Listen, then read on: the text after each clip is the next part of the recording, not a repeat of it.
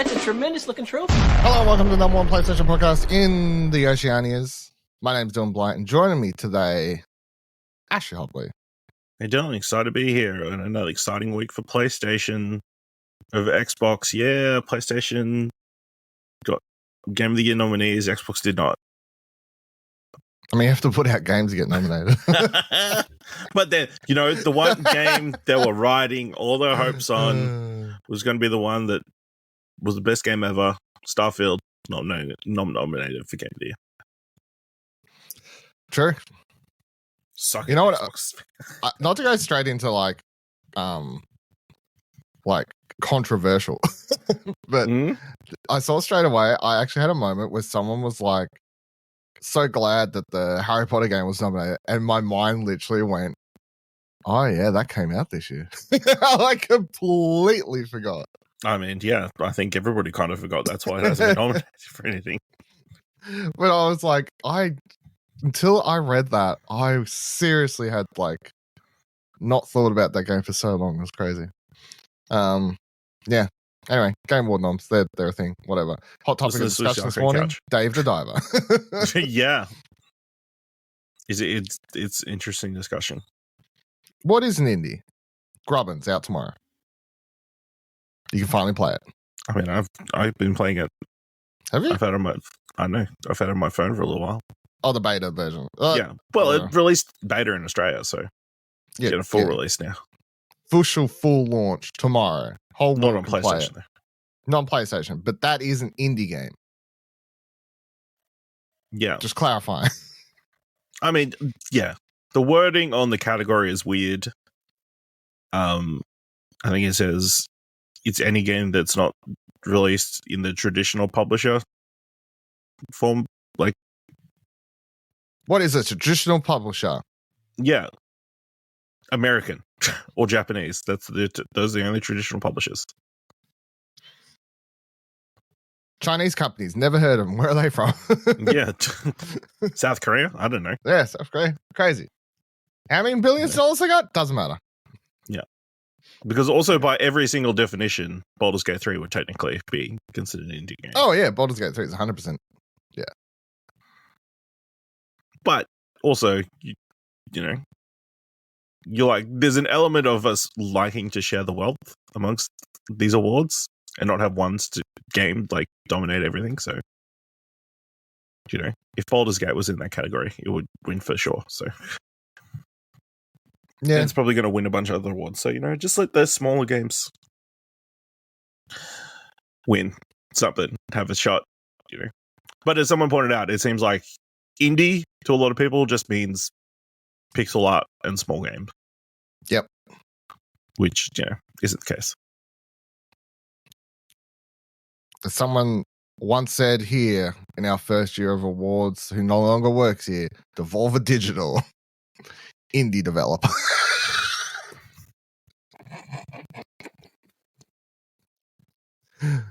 They're not a developer. They don't even make the games.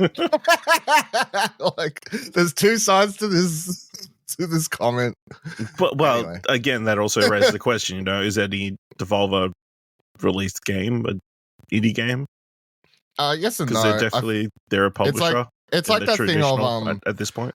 Like, I was thinking. Oh no, we're in the subject now. I was thinking that like Dredge, for example, I feel like is probably one of the biggest, at least in like, and I haven't even played it, but just out of like general discussion and like reviews and generally how people feel about it, I was like, surely that's like one of the biggest like actual indie games of the year.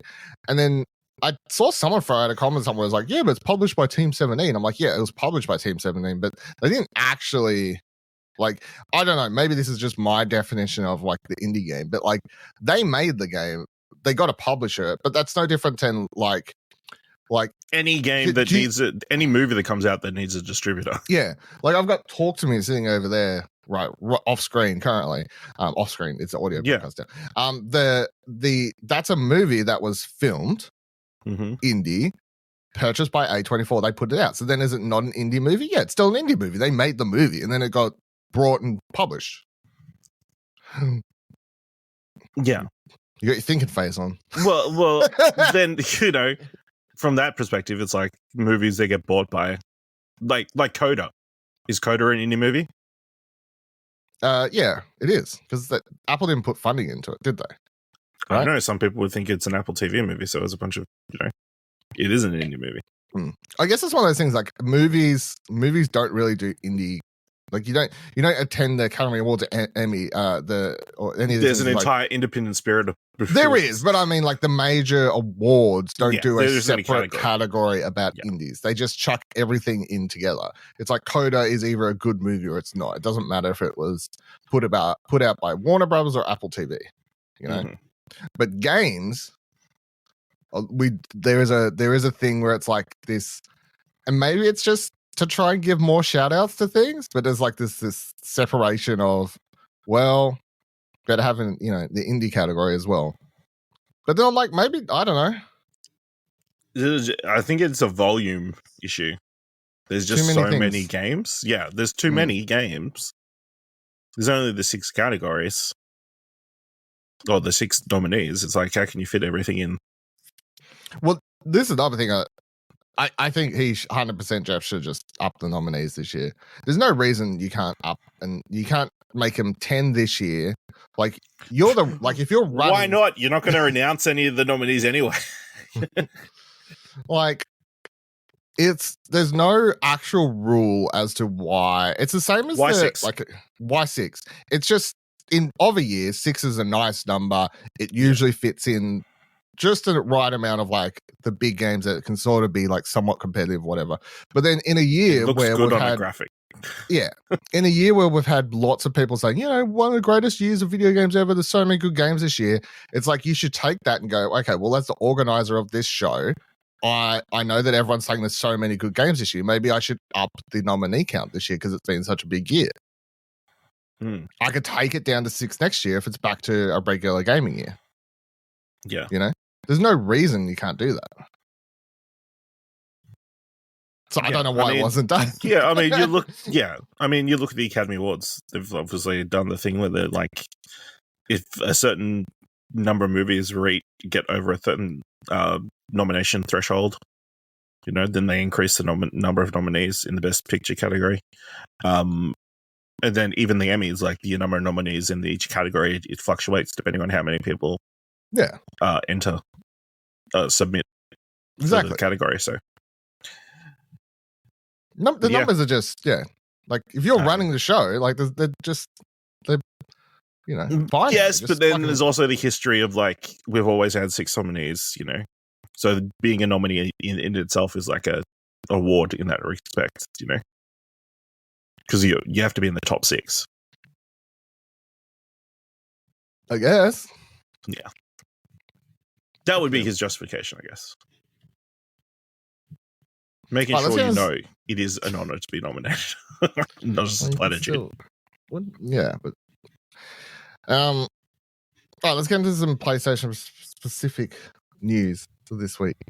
TheSixthAxis writes, annual PlayStation Spot the Game reference advert has landed. I really like that as a name for what this advert is. Sony have launched their latest promotion that follows a long-standing tradition of referencing games without actual naming them. This year's advert is called Feel It Now and features a young woman chasing about across the PlayStation multiverse.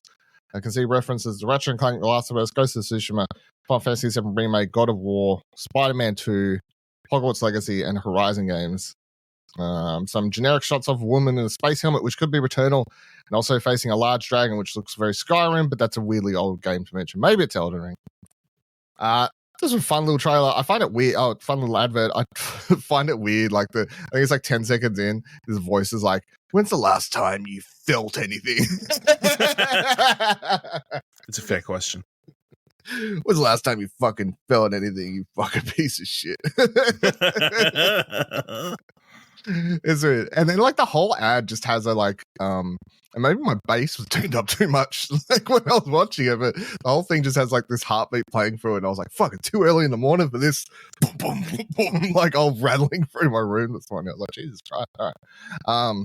Yeah, what do you I nearly feel like I was watching this, I was like, fucking maybe an article idea is like ranking these yearly PlayStation. Let's talk about all of them. Yeah, like Yeah. the thing, because they do put out like one or two a year usually of these, but they always These put out a live holiday action, like weird. Yeah. You know. Yeah, I mean, it's good. I mean, what they're going for is trying to like give non-gamers an idea of what playing video games feels like, I guess. Yeah, like that. I too feel like I'm only Making out ever with feel some random things. dude. Yeah, that too. I mean, yeah, it's a really well put together trailer. It looks like they've spent a fair bit of money on it. I mean, like visually, it looks very impressive and stuff like that. So, it looks like they pulled a shot directly from The Last of Us in there, the TV show. They're like, "Hey, can we just put this actor in for like 20 seconds while you're filming? Thank you." While this clickers in makeup, Yeah, fuck it. Why not? Thanks, but yeah, it looks good. Sounds good. No, impressive. Bunch of AAA games, and I was listening to Arcade Couch Between the Cushions, and what indie game would they do? I mean, I think the opening looks like Journey, right? Yeah, a little bit. And fuck you all, because Shuhei Yoshida loves indie games. He certainly does. You know what he also loves? I'll finish Spider-Man. You know what else he loves? AAA games. I'm still playing it. Yeah, what are you up to? What was the last thing I did? Can't remember. I did the thing, and then there's the thing, and then Peter did some stuff, and like he's got a job now, and then so he went to the Emily May Foundation. Yeah, I've done that. I think I did a little bit after that, but I can't remember what happened after that. I did at least a couple hours after that, but I can't remember what happened. But around that, has Harry got something on him? Nah. Okay. Getting close though, surely. I don't know. Time flies. It's been 4 weeks.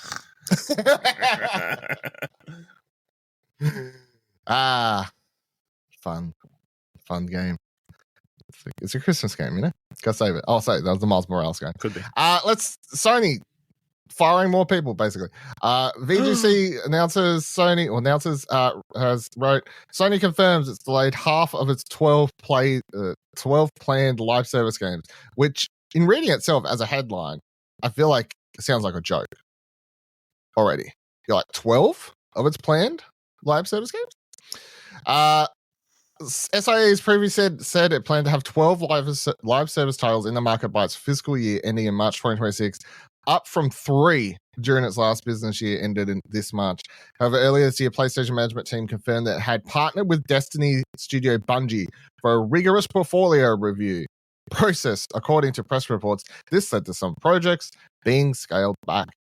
During an earnings call on Thursday, Sony president, COO and CFO Hiroki Tokoki seemingly confirmed that this review had resulted in some games being pushed back due to quality concerns, saying, quote, "We are reviewing this. We're trying as much as possible to ensure these games are enjoyed and liked by gamers for a long time. Of the 12 titles, 6 titles will be released by fiscal year 25. That's our current plan. As for the remaining 6 titles, we're still working on that. That's the total number of live service and multiplayer titles. And mid to long term, we want to push this kind of service, and that's unchanged policy of the company. It's not like we stick to certain titles, but game quality should be the most important thing." Even 6. Can you imagine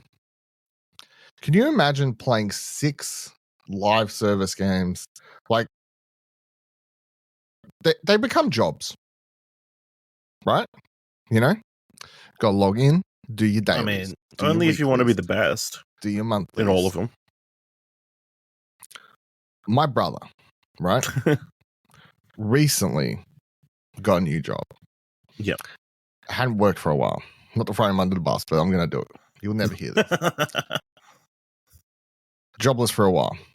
Anyway, plays Genshin Impact. Plays that new one, Hiroki Rail. I don't know, whatever it's called. Honkai Star Rail, that one. And this sentence comes out of his mouth recently after getting back into the workforce. It just sucks because I don't have time to complete my weeklies anymore. Now, you know the other day where I had to, so I didn't record Arcade because I was being social. I was being a good boy out there, grandparents, dinner, everything like that, full thing. My man's on his mobile phone getting them dailies.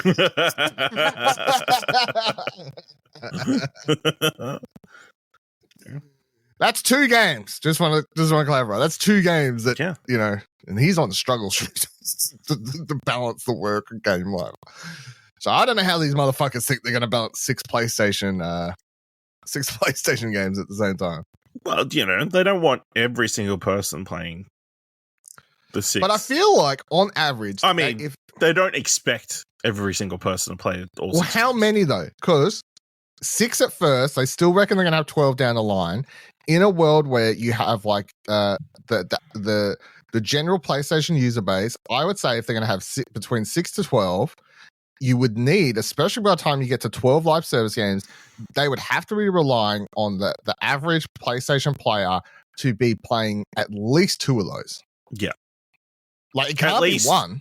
Putting money into at least 2 of those. Yes. Whether they play it or not, they don't really care. True. Other than having enough people to make the game function. Buy the battle pass, never play it. Yeah. Haven't done that before. I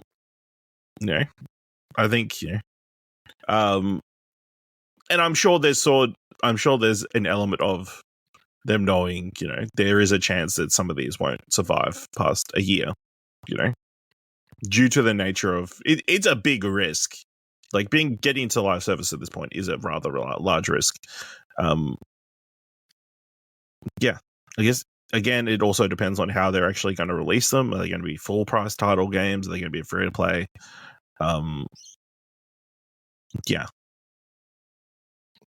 It's interesting. I mean, 12 sounds a lot because PlayStation Studios hasn't put out that many games. Like, on average, they've released 2, maybe 3 games a year? Yep. It's just like 4 years worth of content, like right there. And we know they're not just doing live service games, They've got other things in the works as well, Mercifully. But yeah, I mean, them going back to the drawing board and saying, hey, we're maybe a bit too ambitious, pushing stuff out. Tie in a story from this morning as I'm recording that is quite interesting to see, and maybe a certain company is seeing the right thing. So Remedy Entertainment, right, The Verge, the studio behind the one game that's having a moment right now, has announced its upcoming game, codenamed Vanguard, is pivoting from free-to-play model to a premium one. Vanguard had been announced in December 2021, along with the news that Chinese publisher Tencent would be brought on to localize and distribute the game in China. Although it had originally been billed as free-to-play, cooperative PvE shooter that combines Remedy's narrative expertise and action gameplay into an immersive multiplayer experience. However, this latest announcement said that such an idea wasn't working out anymore. Quote, due to uncertainties in creating a successful game to rapidly changing free-to-play market and associated risks, the parties have discussed a new direction for the game project, which will be given the codename Kestrel. So I don't think I've ever seen a game, or this may be the first game, at least that I can think of, announced as a upcoming free-to-play, like live service game, and then they've gone, no, we're rescrapping it and we're going to make it as just it's a game you buy. Like, it's a game you buy. Maybe it'll still have microtransactions. It probably will, but it's a game you buy. It's not free-to-play anymore. I mean, again, it's always that payoff. Like, do you try and get the biggest player base possible by making it free and then hope that, you get enough return on people buying microtransactions to make that profitable? Or do you go in and only make the game available to people who paid full price for the game or pay for the game and get that money up front before they start playing anything? I mean, Destiny, I guess people often forget because it is a live service game. But that game when it launched, it was full price, yeah. And I mean, it still costs money. It's just over time they made a version of it, a chunk of it, free to play because they'd added all. And I mean, all the expansions, yeah. So it's like it's now free to play up to a certain stage, but then once you catch up to the newer content, you got to pay for those expansions. Yeah. Which I suspect any long-running game will do. Yeah. Well, it's no different, I guess, than like WoW. You know, it's like, or Final Fantasy, you know, free to play up to level, blah, blah, blah. It's that thing of like, once there's enough content and whatever else, they're like, it's a good idea to go, well, we'll make it free to this stage because we've got so much here, and that's the way they're drawing new players. Because like, this is all finished and we don't need to work on it anymore. Yeah. It's just like, yeah. Makes 100% sense. So, yeah. I guess, you know, we'll have to wait and see.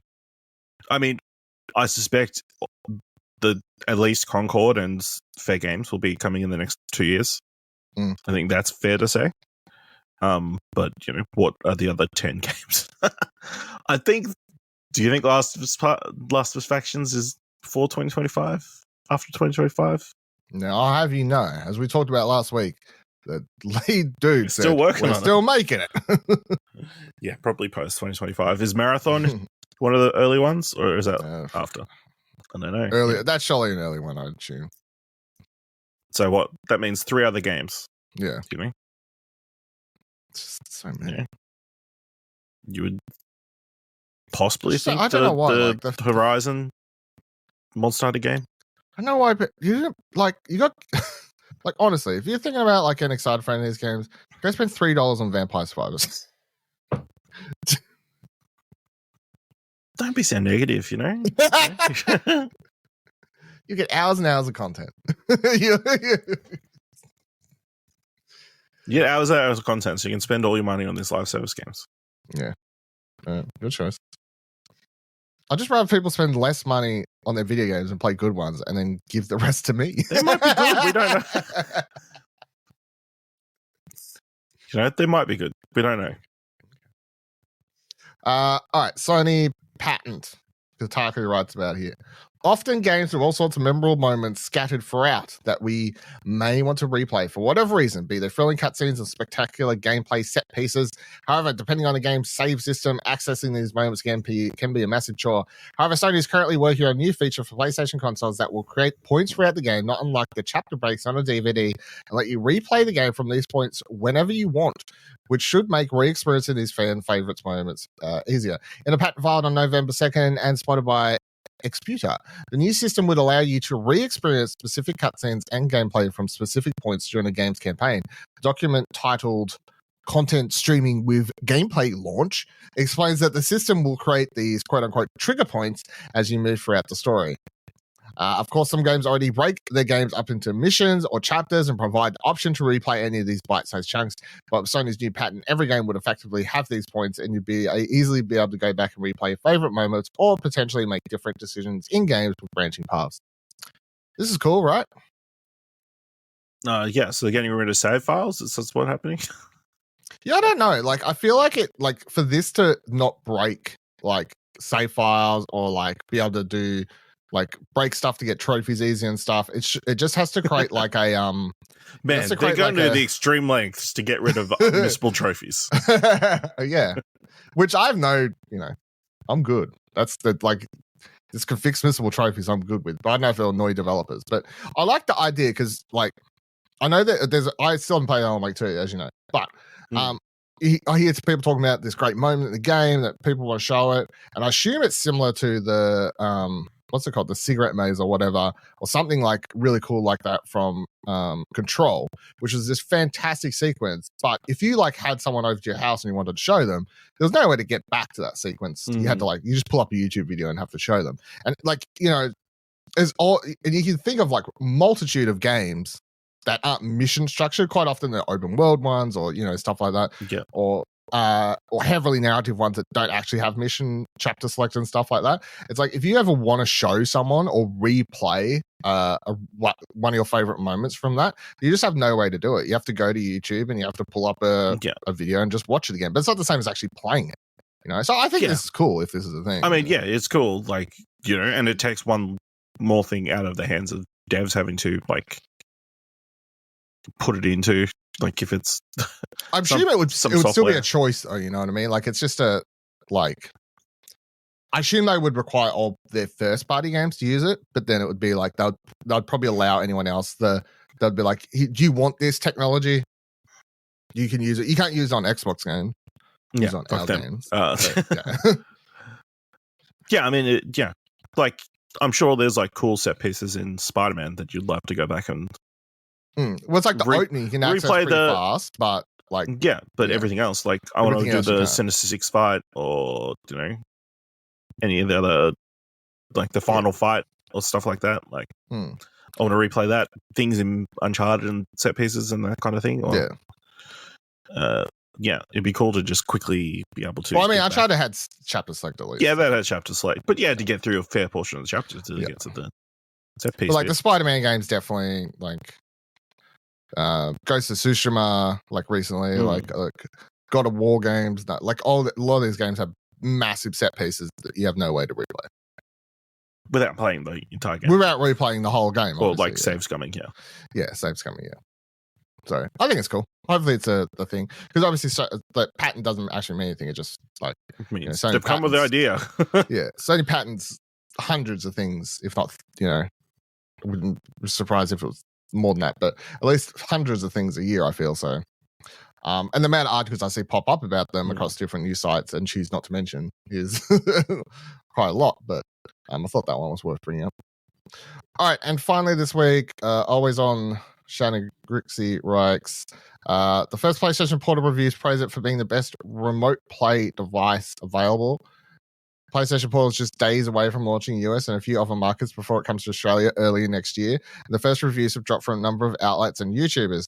The general sentiment of reviews is that this is the best remote play device on the market due to the fact that it holds a really steady connection with the PS5, has a beautiful, large and vibrant display, and replicates the DualSense both in design and also features as adaptive triggers and haptic feedback, which extends to the PS5 experience. IGN gave an 8 out of 10 and said, quote, PlayStation Portal is the most surprising device I've ever come away from loving after going in loaded with skepticism. It's such a better experience than using your phone with a slap-on controller. It works much better than I was expecting. The Verge said, my first impression is that the device is primarily for PlayStation diehards who want a simple, dedicated tool for streaming games around their homes, et cetera, et cetera, et cetera. Tying onto that, the price and launch and all that. So yes, it has been confirmed for Australia. Pre-orders are live now. It's going to cost $329.95. For comparison, it costs $250 USD. So, pretty good. It's conversion. But when you put the two numbers side by side, you're like, so you can pre-order on Amazon currently if you'd like to, and all that sort of stuff. But surprised we're actually getting it in Australia a little bit, to be honest. I was nearly just thinking they wouldn't even release it here, but what have you seen people post about it? I'm sure you would have seen, like, I saw Greg post about it from Kind of Funny. Yeah, I saw Greg was doing his best impression of you, from what I understand. Nice unboxing video, tearing the boxing. Yeah, I didn't see that, but love it. He learns from the best. Yeah, I think, obviously there is a market there. We've seen certain people within, our group, like Paul James, obviously, heavy proponent of remote buying play, unnecessary things. That's but yeah, it looks like it. I mean, it'd be great if it was a little bit cheaper, but I think, a dedicated device for remote play that doesn't drain your phone battery, that doesn't you don't need to sync up a PS5 DualSense to and that kind of stuff. It's all just ready to go straight away. You don't accidentally get a phone call in the middle of playing a game or something like that. It's a device that makes sense for probably a lot of homes. It's not going to be everybody that needs it, but there'll be. I suspect they think there'll be enough people to justify it. So I'm still in the point of 100% skepticism, as the IGN reviewer states, until I, like them, can be proven otherwise. Mainly because of the Australian internet thing. But it's running on the Wi-Fi of the house. So I mean, yeah, I know, but still, like, my internet's not like decent, but I'm still like, I don't know if mine would be good enough to do this. Like, I'm just worried. But the problem is you got to invest, and then I need some Australian reviews, is what I'm saying. Like, these reviews are like, when it works, it's great. I'm like, okay, I need someone I need some opinions from people outside the US. People, yeah. Which countries have the other shitty internet?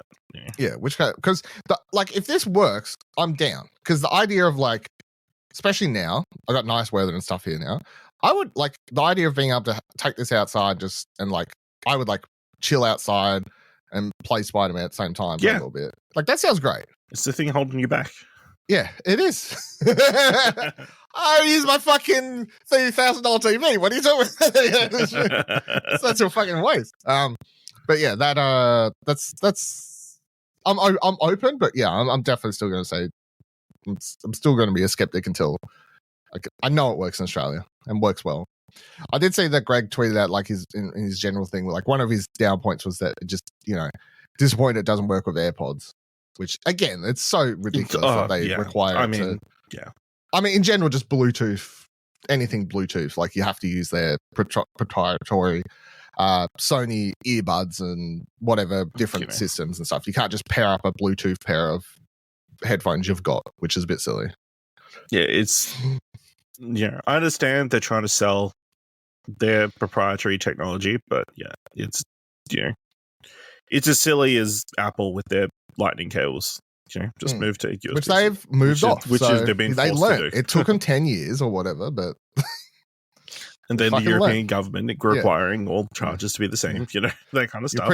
European government won one this year, and they lost one with Xbox, but they won one with Apple. So it's not many people win things over Apple. So and I'm glad because I mean, I don't know if I said it anywhere, but I did a sweep of my whole house and my car and my work bag, like all these lightning cables.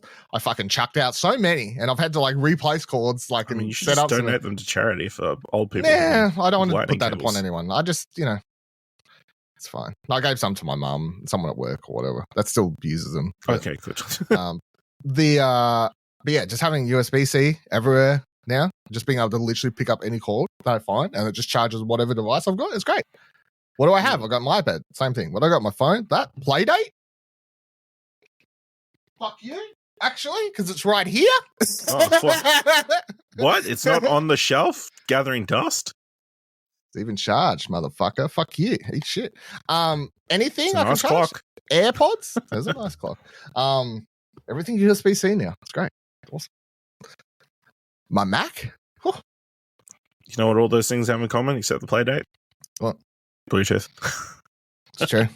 Playdate doesn't have Bluetooth. That is a real downfall of the device.